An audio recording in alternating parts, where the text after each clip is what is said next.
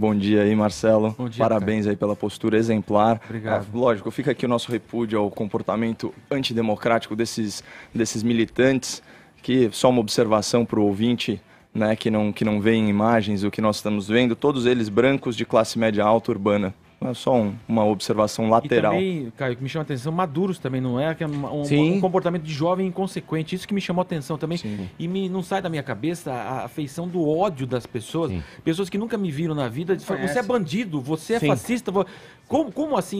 E é claro que o receio do comportamento de massa, daquela pessoa jogar a primeira pedra, a outra vai jogar a segunda, né? Então, foi muito tenso mesmo.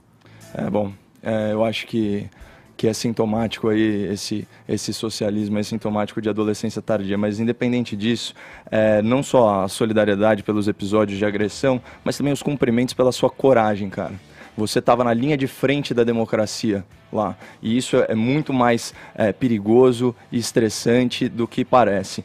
Eu queria fazer uma observação geral agora, mudando um pouco de assunto, sobre as manifestações, né? Fazer uma comparação com as manifestações de 15 de maio, porque o que a gente viu aqui foram protestos mais esvaziados, né? Não só de pessoas, como a gente já colocou, mas também de propósito, né? Não fosse esse protesto em dia e horário comercial, né, os resultados dessa mobilização, eles teriam sido ainda menos expressivos. Aliás, eu vou lançar um desafio aqui, viu, Marcelo, para a nossa audiência, que é o seguinte: eu quero ver a esquerda exercitar a sua autodeclarada empatia, né, com os trabalhadores, aqueles que trabalham, e com os estudantes, aqueles que estudam, e passe a organizar seus atos aos finais de semana, como foram o caso das manifestações pelo impeachment da Dilma Rousseff, como foi o caso das manifestações pró-reformas. O seu direito a protesto, ele não é mais importante que o direito ao estudo, que o direito ao trabalho, que o direito ao descanso do cidadão comum. Quem são vocês para restringirem a liberdade de ir e vir das pessoas? E assim, aqui a gente não está discutindo a legalidade da greve e do protesto que acarreta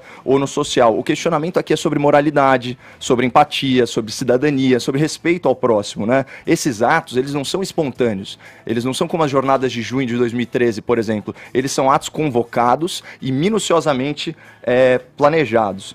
E eu fico especialmente incomodado, e você deve ter visto isso, com a adesão de militantes travestidos de professores, né? Porque na relação do professor-aluno, o mais vulnerável ele é o estudante. O direito dele, ou seja, o direito de acesso à educação, a liberdade de aprender, ele deve ser prestigiado, ele deve ser colocado em primeiro plano. Eu peguei uns dados aqui do TCE, né, de São Paulo, de 2017, publicados pela Folha de São Paulo, mostrando que os professores da rede pública paulista faltam, em média, 30 dias por ano. Isso é 15% do ano letivo de 200 dias. É um absurdo.